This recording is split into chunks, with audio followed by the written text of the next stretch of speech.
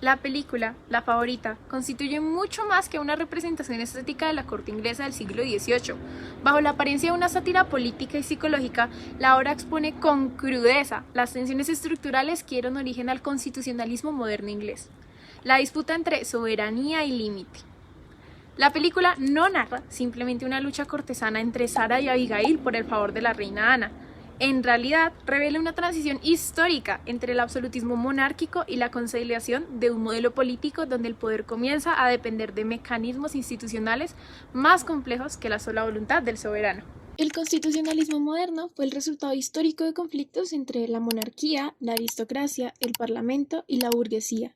Tenemos a Inglaterra en este caso como escenario principal que, a diferencia de otras monarquías absolutas europeas, esta limitó gradualmente el poder real mediante hechos como la Carta Magna, la Petition of Rights, la Guerra Civil, la ejecución de Carlos I y la Revolución Gloriosa. La película destruye así la imagen romántica del origen constitucional inglés. No muestra héroes liberales construyendo derechos universales, sino élites compitiendo por controlar el aparato estatal.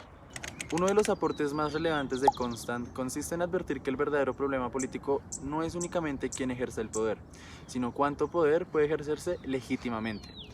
Cito, la soberanía no existe sino de una manera limitada y relativa, y en el punto en que comienza la independencia y existencia individual, cesa su jurisdicción.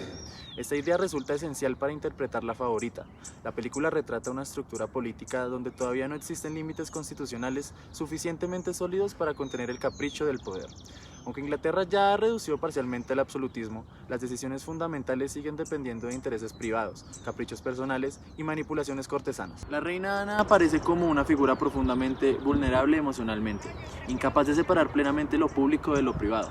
Sin embargo, el problema constitucional que plantea la película no es simplemente psicológico, el verdadero problema es institucional. El Estado depende excesivamente de relaciones personales.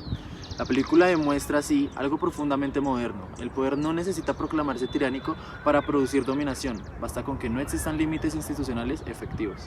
Uno de los aspectos más importantes de la película es cómo muestra el surgimiento del Estado moderno en Inglaterra. Aunque la reina sigue siendo la figura principal, el verdadero poder gira alrededor del Parlamento, los impuestos y la financiación de la guerra. Aquí resulta fundamental Michael Mann. Este autor sostiene que el Estado moderno adquiere su autonomía gracias a su capacidad infraestructural y territorial. Afirma que, y cito, solamente el Estado está inherentemente centralizado sobre un territorio delimitado sobre el que tiene poder autoritario. Precisamente eso aparece en la película. Aunque la reina conserva legitimidad simbólica, las verdaderas decisiones dependen cada vez más de mecanismos administrativos y parlamentarios con autonomía. Sin embargo, la película también muestra una paradoja. Aunque el constitucionalismo inglés limitó parcialmente el poder del rey, no democratizó realmente la sociedad, porque el poder siguió concentrado en las élites aristocráticas y el pueblo permanece prácticamente invisible. Otro aspecto profundamente moderno de La Favorita es su representación política como un teatro. La corte inglesa aparece llena de rituales absurdos, carreras de patos y competencias grotescas, comportamientos extravagantes. Mas sin embargo, detrás de esta aparente ridiculez existe una crítica muy seria, y es que el poder necesita una representación simbólica. El constitucionalismo moderno no eliminó esta dimensión teatral, simplemente la transformó. La legitimidad política comenzó a depender no solo de la fuerza, sino que también de la capacidad de construir unas narrativas públicas. Sarah Churchill domina el lenguaje político, Harley manipula discursos parlamentarios y Abigail aprende rápidamente a interpretar emociones y símbolos.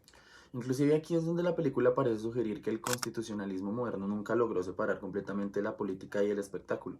Incluso en sistemas institucionalizados, el poder sigue dependiendo de emociones, símbolos y estrategias de representación.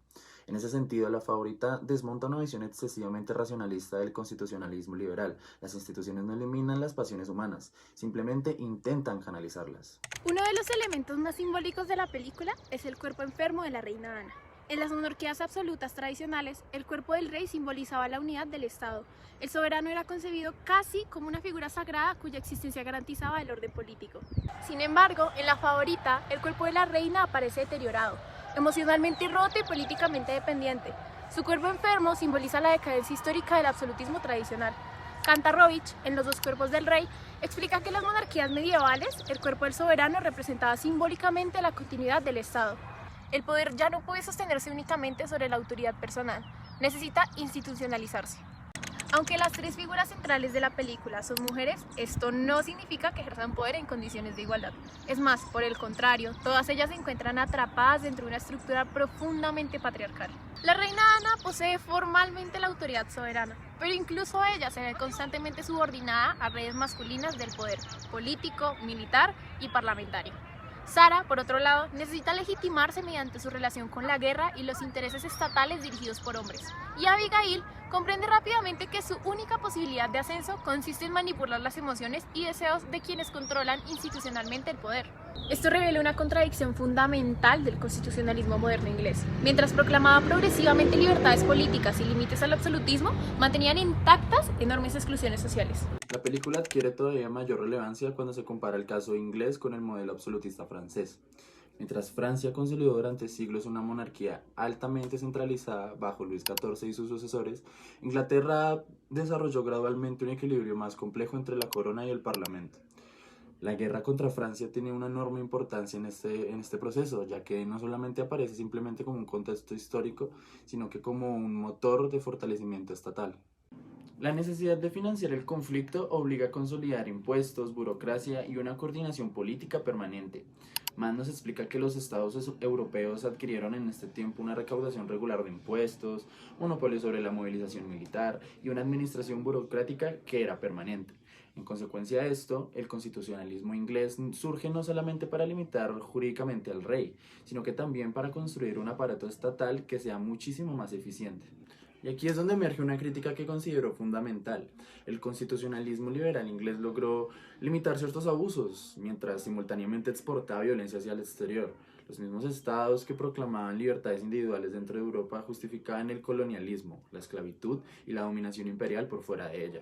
Por eso interpretar el constitucionalismo moderno exclusivamente como si fuera una historia de progreso jurídico resulta profundamente ineficiente. Otro elemento decisivo en La Favorita es la transformación de la política en una actividad cada vez más racionalizada. Esta deja entonces de depender exclusivamente del linaje o la autoridad religiosa y comienza a funcionar según una lógica más moderna. Esto se conecta directamente con el surgimiento del Estado burocrático, analizado por el autor nuevamente mencionado, Michael Mann. Mann explica que el poder infraestructural moderno depende de capacidades organizativas permanentes.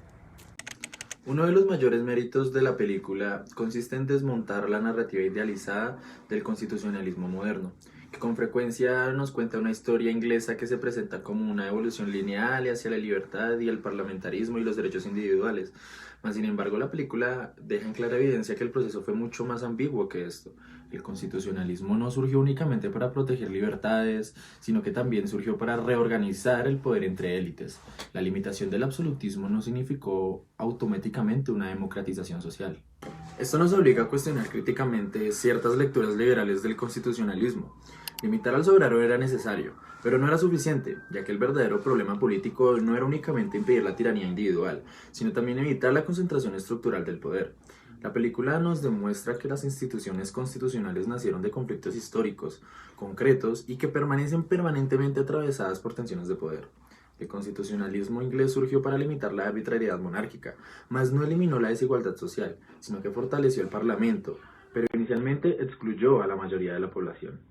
En consecuencia, el verdadero sentido del constitucionalismo moderno no consiste únicamente en limitar jurídicamente el poder, sino en mantener abierta la posibilidad permanente de criticarlo. Esta tensión crítica entre autoridad y límite constituye lo que probablemente hacía el núcleo más profundo tanto a la película como de la modernidad política occidental.